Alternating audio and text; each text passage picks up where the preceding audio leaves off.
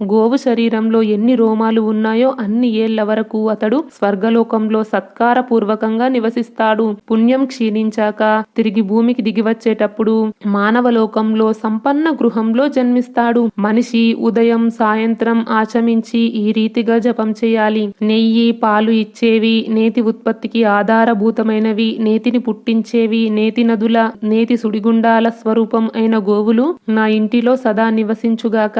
నా ముందు వెనుకల నలువైపులా గోవులు నిలిచియుండుగాక. నేను గోవుల మధ్యనే నివసిస్తాను. ఈ రీతిగా ప్రతిదినం జపం చేయడం వలన మనిషి ఆ రోజంతా చేసిన పాపాలు నశించిపోతాయి. గోదానం చేసిన మనిషి తన తల్లిదండ్రుల యొక్క 10 తరాలను పవిత్రులుగా చేసి వారిని పుణ్యమయ లోకాలకు పంపుతాడు. గోవుతో సమానంగా తిలగోవులను కల్పించి దానిని దానం చేసిన వాడు, జలదానం చేసిన వాడు యమలోకంలో ఏమీ యాతనలు పడనక్కర్లేదు. గోవు అన్నింటికంటే శ్రేష్టమైనది, పవిత్ర